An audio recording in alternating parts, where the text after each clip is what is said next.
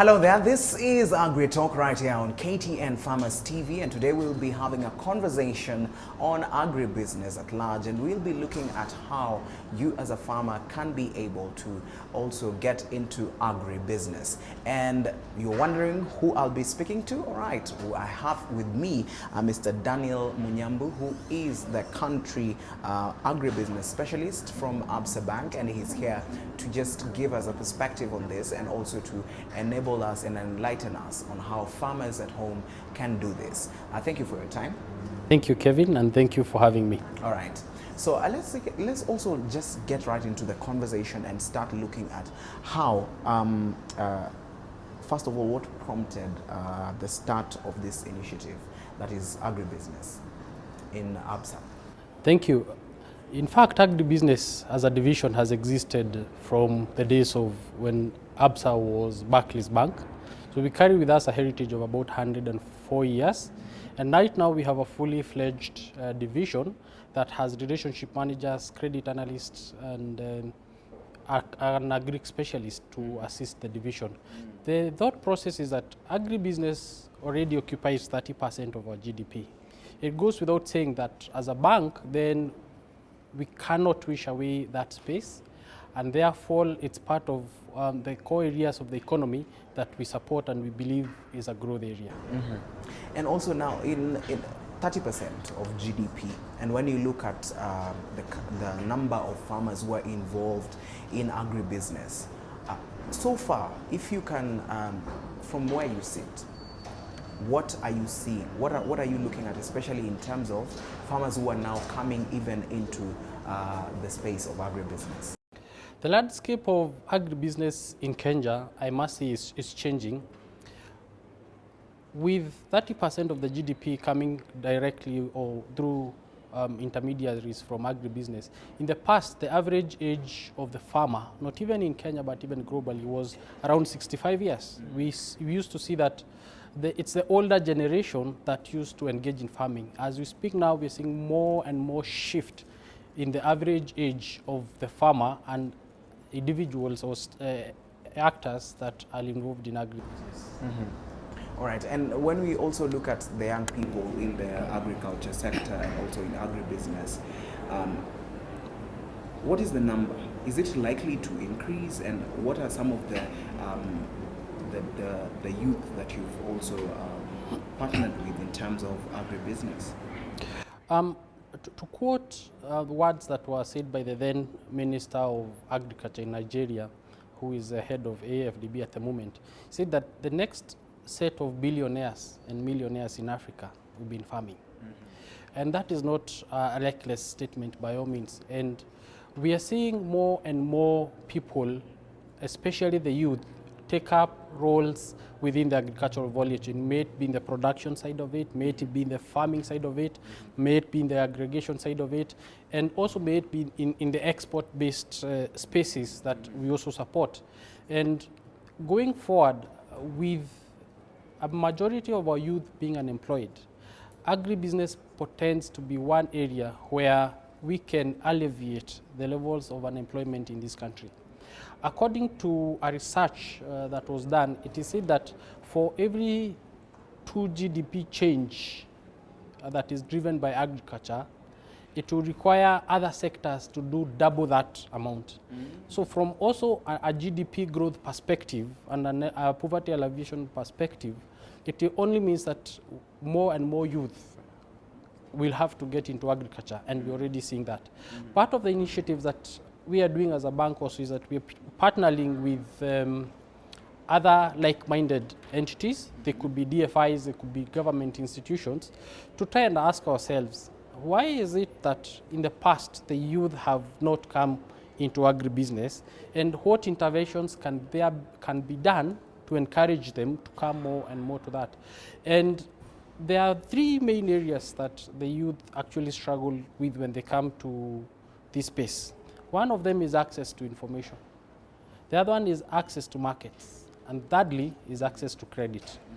So we are trying to work together with various stakeholders within the industry to help alleviate some of these challenges and have more of them come into this.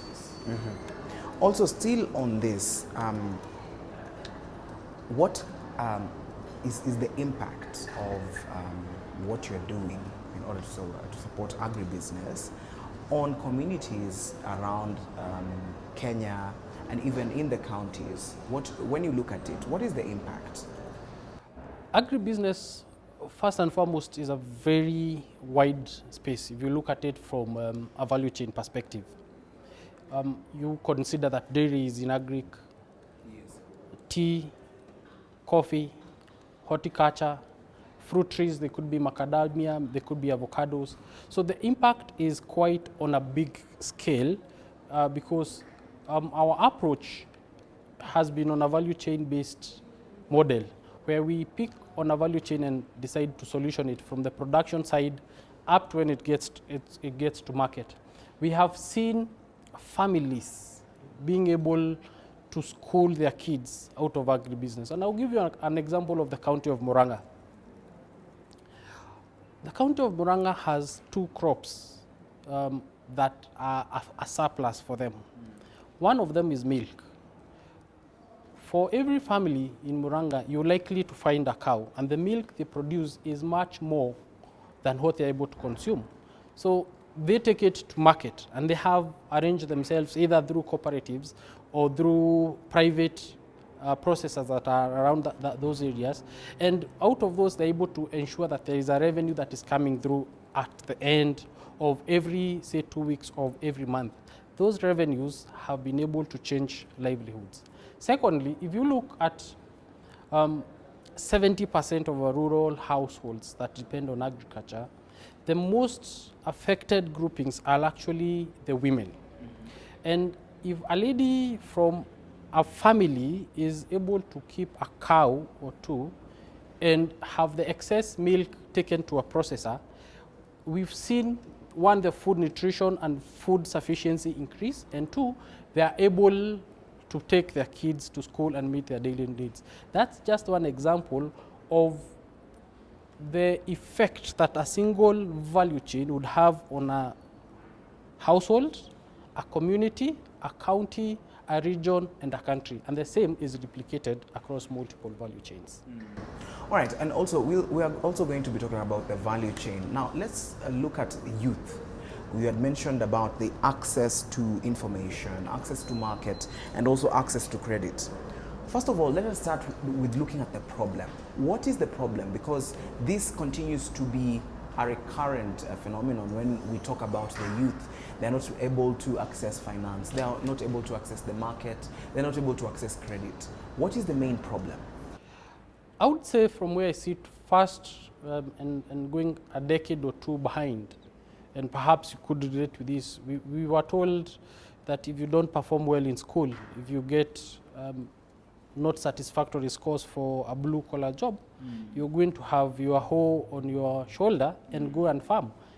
First, we associated farming to those that could not make it in the academic space, which in itself was not the best way to approach things. So from at that stage to change that access to information has been a challenge, I must say. And that information asymmetry is 2-way. One, the youths are not aware where the markets would be. Okay? If you go beyond the subsistence, the local markets, and the international market, we see the youth really struggling around that area. The other challenge that they've had, especially with access to credit, is the requirement to have collateral. You will notice that our communities, mostly being patriarchal communities, land belonged to them. The youth didn't have access to this land as form of collateral to be able to access credit. Thirdly, the information or data that we find farmers keeping has not been very helpful when it comes to credit scoring. And that challenge ensured that whenever they went to a commercial bank or a microfinance institution for that matter, they were not able, or they were turned away from accessing credit. To change that conversation, we identified that as a capacity issue, and we're working with several entities to make these institutions credit ready. How do I make them credit ready? By ensuring that they are able to form business plans that can be followed up. They are able to keep records and data of all their productions. And finally, that they are able to demonstrate that they are not just doing agriculture for the sake of agriculture. They are doing agriculture as a form of business. Yes. Because that is the only way that a financial institution will be able to support that youthful farmer if they take agriculture as an agribusiness. Because they will be able to pay the loans, to pay the interest associated with them, and more importantly, they will have some funds left in their pockets out of those loans. And even as we also talk about these three aspects with regards to the youth, what are some of the challenges when it comes to now trying to work with different youth farmers from even different regions within the country? That's a very good question. You can imagine the population of the youth that is in this country, and dealing with them individually may not make or may not be possible or feasible initially. Aggregating youths with similar characteristics, similar farming environment, similar value chains that they are looking at has been one of the areas that we've sought for developmental, to allow them to aggregate themselves in either CBOs or cooperatives or groupings, which are easier to train, they are easier to fund, and they are easier to even access markets. And that's one of the challenge that we try to solve by, in every market that we operate in every value chain that we operate in, we encourage them to get into groupings which are easier to deal with and to access credit. At the end of the day, it is they themselves, the youth, who are the farmers, who are at the heart of our conversation. All right, and even after they are supported and a youth comes, they get support, now they go into the business of agriculture or farming at the end of the day. What are some of the follow-ups that you do? I believe you do follow-ups. What are some of the follow-ups, and are some of them just left to go like that and then start the business?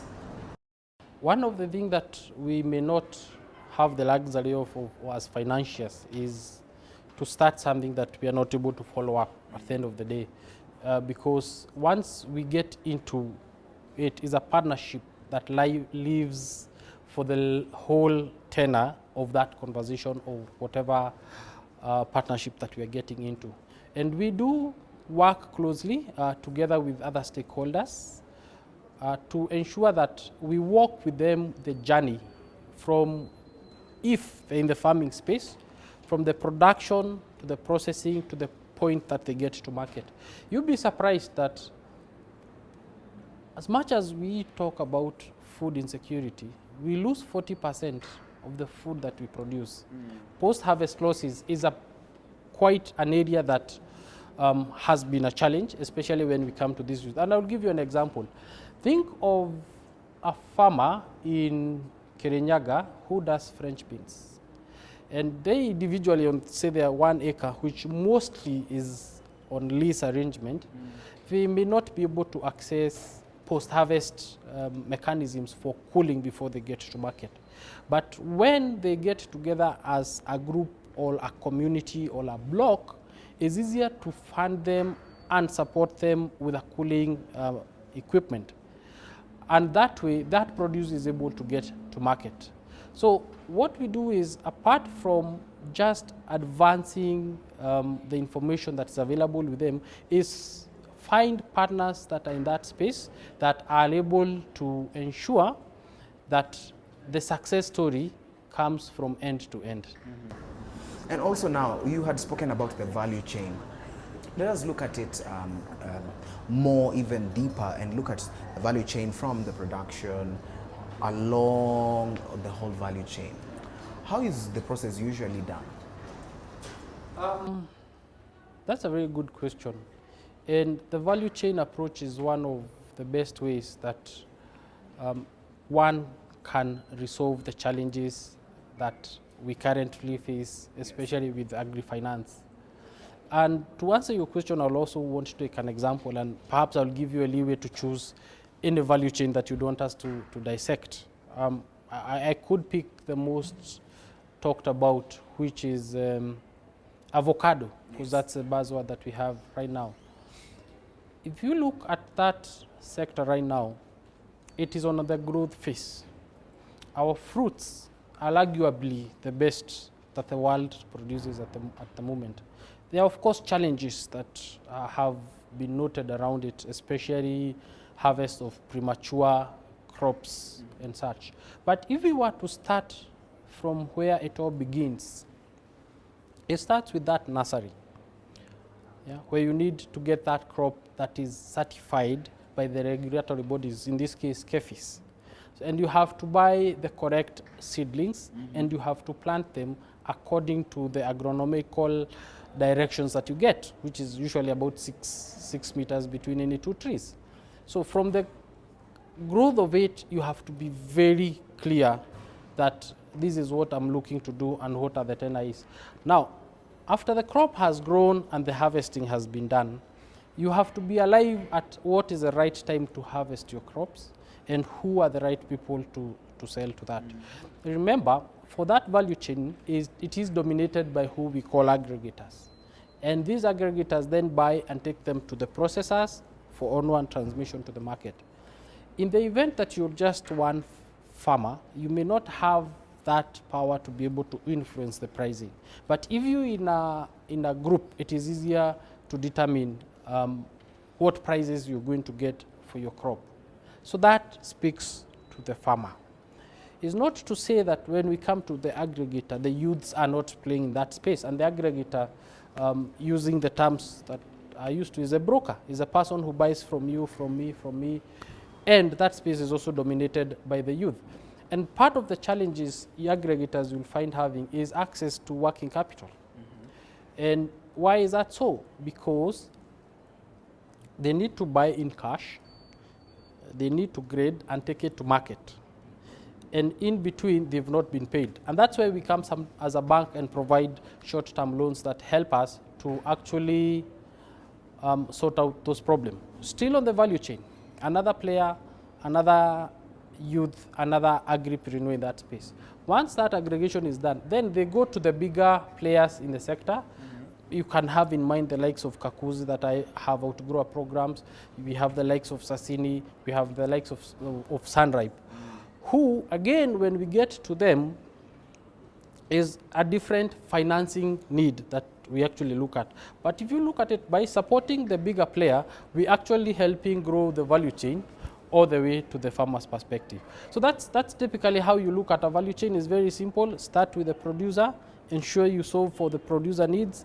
Look at the aggregator or the broker, ensure that you provide. There could be logistical needs, there could be vehicles, there could be insurance, there could be working capital needs. Then you go to the aggregators or the processors, provide their needs, and then also help them with markets. Now, that is a typical value chain. That is also changing because we've seen more and more agripreneurs who want to take that export space. I'll give you an example. About a week or two ago, there was a trade fair that was held in Madrid, Spain. And it was based on fruits, and avocado being our signature fruit. Yes. As a bank, we sent 3 representatives to that trade fair to try and unlock markets for smallholder farmers. Most of them are women in business. They may not have the capacity to get to Spain. They may not have the capacity to market their products, but here they are. They have the product, they have the fruit, but they do not know how to get it to the market. We come in and we help with that market conversation. We give confidence to the buyers on one side, and on the other side, the farmer or the exporter is comfortable because we provide that linkages end to end. So typically that's how we tackle our value chain, and that's a crop tree. When it comes to other short-term crops, we take basically the same route to market. Really insightful. So let us look at also the agriculture sector and some of the avenues that you have been able to come in and help move forward. If you could just tell us what are some of the avenues, especially now you've spoken about the avocado.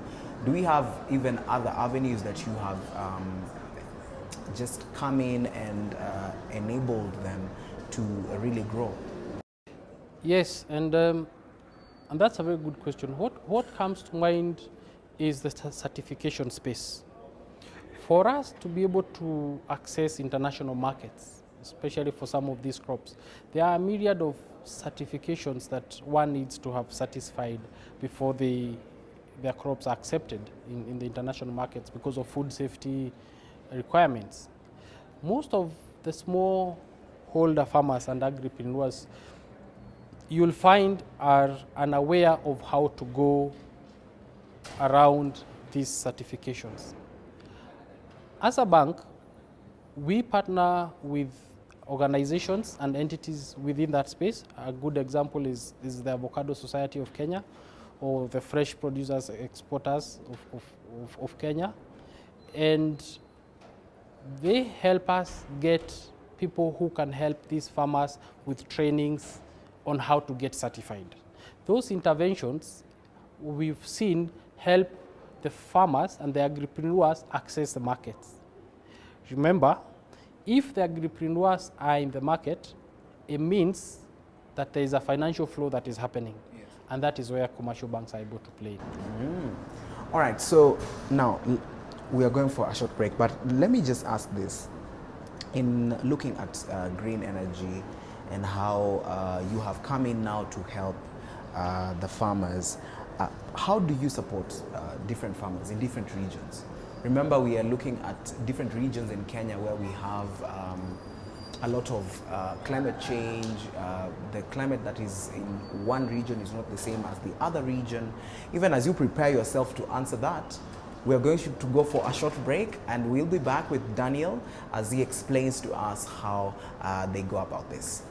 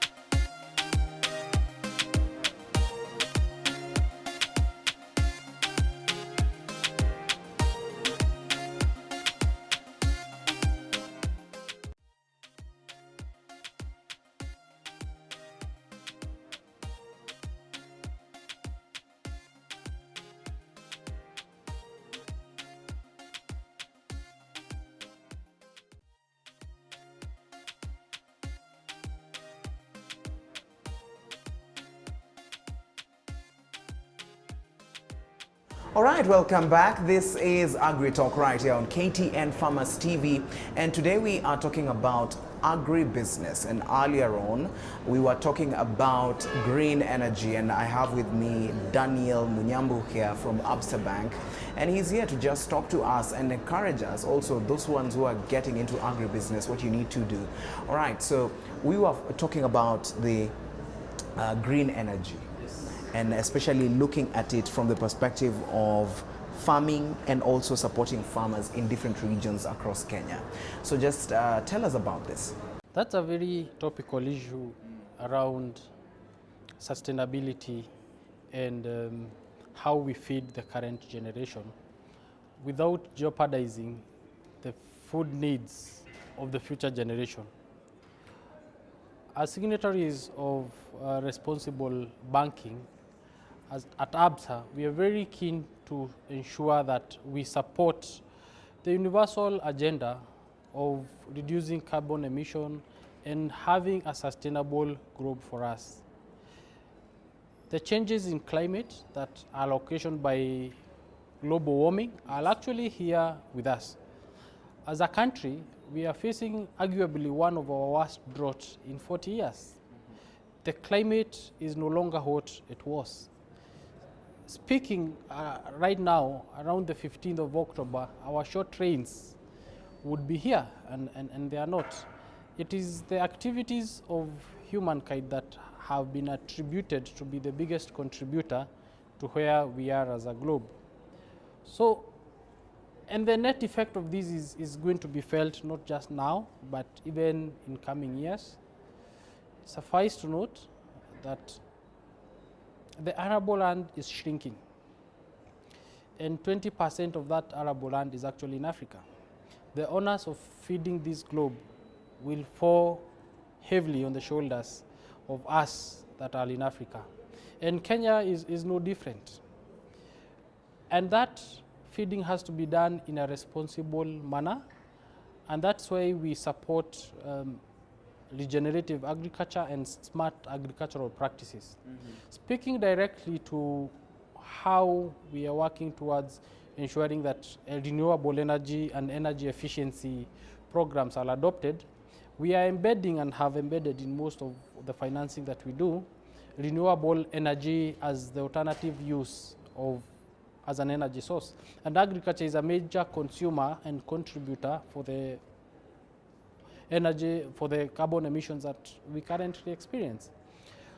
Some initiatives that we've run to a great level of success is on renewable energy, and two specific areas that we've been able to support is one on hydro, and that is perhaps more pronounced on the tea sector. You recognize that tea is one area that uses a lot of firewood when it comes to the processes. And secondly, we are working with borrowers who have committed that for every 4 hectares of tea that they grow, they put another hectare of trees that ensures that the greening agenda is undertaken. Secondly is solar power, and we are lucky for those of us that are in the tropics and more so that are on the equator, that we get a very good source of power from solar. We don't only look at it from a bigger consumer perspective. Even you in your own household would be a good candidate to come to us and we discuss about solar financing, which we do as part of our asset-based financing department. The other area that we've seen more and more adoption, especially with certain value chain like avocado and dairy farming, is the use of biogas, which has its positives and negatives, but more likely and more so we propose and support the use of a solar panel. And we are working with every other customer that we have to also have energy efficiency programs that are with them. What would these include? Not having your bulbs on when you really don't need to have them, having wide spaces that allow natural light, and basically ensuring that you only use fossil fuel when it is absolutely necessary. We believe with these measures and being responsible financier, we're playing our part in greening the world. Lastly, as Absa Bank, we have launched an ambitious program to have 10 million trees planted by the year 2025. As part of our sustainability agenda, we also see it as an opportunity to not only green, but also feed the communities that we have. And we have a program where we're working with public schools and have them plant fruit trees. You can imagine, say, a school in Kitale, if the avocados are able to grow in such an area, having them a season where the kids can have fruits at the end of 3 years. That will have contributed, 1, to the greening agenda, and 2, our role of feeding the continent. Also, let's also look at a very critical issue. You had spoken about supporting women in agriculture. And most of the time, when you go to areas where land is owned, most of the land is usually owned by the men. So when you talk about now supporting women agriculture, and we know when you talk about agriculture, the land cannot miss there. So how do you support women in agriculture? Thank you, and that's a very good question. And again, it's core to the conversation that we have, not only as ABSA, but as a banking industry, and more so for those of us that are in the agri space. Land is an important factor of production, and hitherto, you really needed to have that security for you to be able to access facilities. As a bank, we have been advancing up to 10 million shillings of unsecured facilities to our SMEs and more so our SME agripreneurs. And these funds are based on the cash flows that are coming out of this business. As you speak about land, there are other bigger problems that women in business suffer are actually four, and forms the pillars of our women in business proposition. And this is based on research that was done before we came up with this. The first challenge is access to information. The mere knowledge of that I can produce, I can aggregate, I can process and access markets is not things that we take for granted that me and you would know. But there are regions in this country that I go to and I tell people, if you're able to do this, you're able to access market. Remember the certification conversation we had earlier? That's access to information that is not available. The other pillar is coaching and mentorship. There are very successful women-owned and women-led enterprises in this Kenya. So we are working towards ensuring that they mentor the upcoming agripreneurs. They may be youth or maybe be women-led enterprises. And that access to coaching and mentoring makes a very big difference because you are learning from somebody who has already done this and knows the ropes of it. The third pillar, what we look to solve for, is access to markets.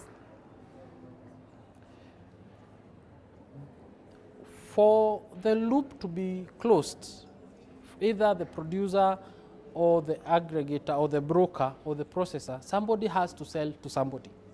That access to market is not always there, especially for our female-owned enterprises. So we create situations, trade fairs and events where these women-owned enterprises have access to those markets and they're able to trade. Finally, when those three other pillars stand, access to financial services is very critical for them. And that's where the lending piece comes in. And that's where trade instruments like letters of credit, letters of guarantees comes in, transactional capabilities. Imagine an agripreneur in, say, Meru may not always know about foreign exchanges. But as a bank, we go and demystify those conversations for them, walk the journey with them, and that's how we are playing our role in ensuring that the gender agenda comes through. We also have champions. The gender agenda is not about the women enterprises only. It's about also the men coming up and supporting these initiatives. So we believe with those interventions, we'll be able to make a difference and we shall have more impact in the societies that we operate. Of course, now agri-SMEs and the eligibility for getting loans. Someone out there would want to maybe come and be supported. What is the eligibility? What are the requirements that someone needs to have? That is very simple. As a bank, we provide a full array of banking services, from lending to other transactional capabilities, to forex, to insurance for you, to even advisory at times, and to access to markets. More on how would one qualify. I'm thinking as a viewer seated on the other side and wondering, these good stories that we've heard today, what do they really mean for us? Historically, banks have based their lending on security. But at ABSA, we tend to see the small and medium enterprise space that security is not what is going to pay our loans at the end of the day. It is the cash flow. So what you needed to do is to have a business that generates cash flows. It is out of those cash flows that you'll be able to pay the bank facilities. It is out of those cash flows that you'll be able to have some profits left to you. So for us, we'll ask you to come with your banking statements from wherever you've been banking. They could be M-Pesa statements. We are going to analyze them and we see what your account throughputs have been. And if you can demonstrate to us that you have a proven business model that has been generating cash, then we shall be able to support you. Remember, even access to credit has two facets. Too little credit is not good for your business, and too much of it, again, could be detrimental to your ability to scale up. We walk the journey with you and ensure that you have the right amount of support at all times. All right. That is really important because many a times this is what usually comes out as a challenge, especially when it comes to information and also the awareness. So in terms of awareness, do you think farmers in Kenya, that woman in the, for example, let me say someone in the village who wants to start an agri-SME, do you think there's enough awareness on how they need to go about it? There is a lot of what we call information asymmetry, especially with the agri-SMEs on the production side of it.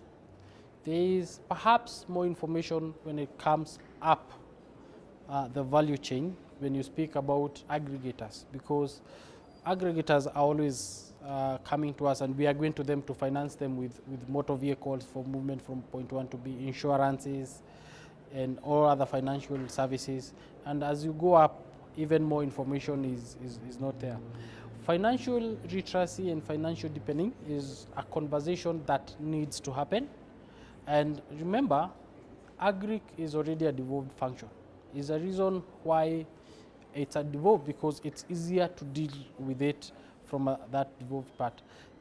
The way we are bridging that information gap is by ensuring that whenever they have associations or they have cooperatives or they have groupings that they have, we become present in those conversations and educate and teach them on how to become bankable. That is one way of doing it.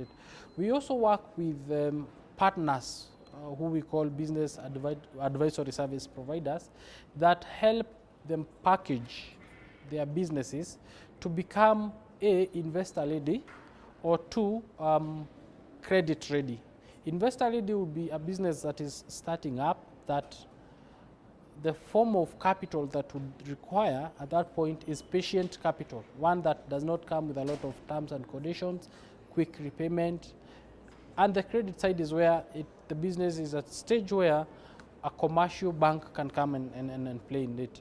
And through these interventions and conversations that we're doing, we are seeing more and more people being able to visit us to have these conversations and to take up facilities that are fit for their purpose. All right, let's move on and also look at now, you've disseminated the information, you have given out all these guidelines. How do you work with counties? Because we understand that different counties have different ways of working around. And what are some of the things that you most likely do when it comes to now directing people in different counties who even wouldn't receive this message easily and say, okay, you've given us this, okay, so what's coming after we get the support? So how do you work with counties? And that's a very important point in us changing the narrative of agri-financing and agri-support in this country. We cannot wish away the regulatory environment that we operate in. And county governments form a very critical role because it is out of them that we get regulations. So we work very closely with them when it comes to formulation of regulations. As a stakeholder in that space, we try to ensure that the voice is also heard in what we feel can work and cannot work in some areas. They are also very good in mobilization. Remember, these agripreneurs operate within the wards, the counties, and the sub-counties. And the county governments are very good in setting up agendas that they are going to push for a particular period. And every county has their strengths and the value chains that they focus with. And we work with them to ensure that whenever they have these public participation sessions, we are also present in them to be able to take advantage and provide those financial literacy and financial depending opportunities. Also, when we organize events like trade fairs, we do invite the leadership of the counties to come and put more weight to also what they are doing in those spaces. I have in mind a program that we're working with in Kitale for seed production, which is one of the mainstay of that community or that county, so to speak. And out of our engagement with them, they say this is the area that they want to focus on. We've been able to structure financial solutions that support the farmers to do the production of potatoes, and once they sell to the off-taker, then we are able to have the facilities paid out. So we work very closely with both the local government and the national. All right, let's also look at agribusiness in Kenya, also in the country. What do we usually, what do we do wrong when it comes to agribusiness, so that we don't make the steps that we need to make? Thought process about agri, if you asked most people who are in the lending space, is that there are challenges that are unique to us and in agribusiness, and I will enumerate them for you, and they will resonate with everybody else. One of them is our dependence on rain-fed agriculture. Right now, we are facing food shortage and sustenance issues because the rains have not been as regular as they've come. There is a need for stakeholders within this space to work closely to shift from rain-fed agriculture to more predictable agriculture. And you can see the infrastructure that the government is also doing in terms of building of dams. Secondly, on our part, we're working very closely with input providers that provide drip irrigation solutions, solar-powered pumping equipment that extract water down there or pump water, to ensure that progressively we're able to get to predictive agribusiness. The other challenge that the space has is what we call diversion or side selling. You will find that we finance a certain set of farmers, and when they're at the inputs point, when they're planting, we do agree that they're going to sell to person X. And we have an arrangement with person X that once the commodity is ready and you purchase it, you're going to route the funds through the bank so that the banks are able to recover their loans. But upon harvest, the commodity is not sold to person X, it moves to person Y. That challenge of data then becomes a hindrance for development of the credit space when it comes. And by extension and coupled with the other risks that I had aforementioned, you find that the credit flow to that space has not been very good. And thirdly, our post-harvest loss management could actually be much better than it is right now. It is estimated that we lose up to 30–40% of whatever produce that we get. It is high in some crops and lower in some crops. But if we were to have better post-harvest management processes in place, then some of these food issues would easily be resolved. There is an effort that is being put across the value chain players. I have in mind the warehouse receipting system that is being operationalized currently by the government. If this one comes into place, then we're able to mitigate some of those losses. On our side, as a bank, we also try to play our role. We provide asset-based financing solution for cooling systems, storage systems, and even where requests have come to us to set up storage facilities, we've been able to support those ventures. Thanks. All right, so even as we close, your parting shot, and also what is the future of agribusiness in the country as you look at it from where you sit, when you look at what we are, the year that has been, we are remaining with almost 2 months to close the year. What is the future of agribusiness, even as we close? Thanks, and perhaps I'll start with the last bit on what's the future of agribusiness. Both locally, regionally, and internationally speaking.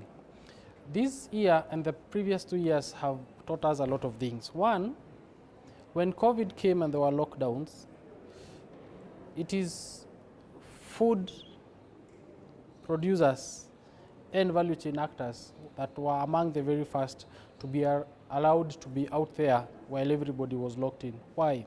It was for a reason that Abraham Maslow started with food when he said that the basic needs are food, clothing, and shelter.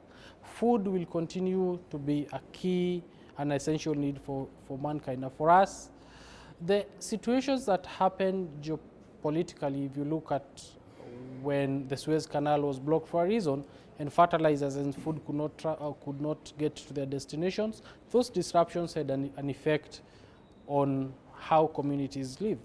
The current conflict in Europe has had interesting bearings on our wheat, our maize, and our fertilizer space. Right now, if you go to Europe, one of the crops that we export the most, which is cut flowers, you would see there's a change because up to 25% of our crop used to go to Russia and Ukraine. Now there are emerging issues that are coming with there being no capability to produce in Europe, meaning that much more of it will come back to us. So as we move forward, agriculture and agribusiness will continue to be the biggest contributor to our GDP, and the onus is on all stakeholders to work together to ensure that we have both food sustenance and food security in a safe environment. So my parting shots to our audience, who mostly will be the agripreneurs, is that the responsibility to feed the nation is shared, all the way from the production side to the input providers, to the farmers, to the aggregators, and even to us as financiers. As Absa Bank, we are here to work with you and to support your ventures. We are keen on solving 3 issues that we believe could be critical in you meeting your expectations and meeting your objectives: access to information, access to finance, access to mentorship, and finally, and more importantly, access to credit. We do understand the journeys that you walk through, and we are happy to walk those journeys with you. Thank you. All right, thank you so much for joining us and for your time. All right, there you have it. That is Daniel Munyambu from Absa Bank, and we have been talking about agribusiness and how you as a farmer outside there can also get into this business of agriculture. All right, my name is Calvin Nyakundi. That's all we had for you today. Let's meet next time, same place, right here on KTN Farmers TV.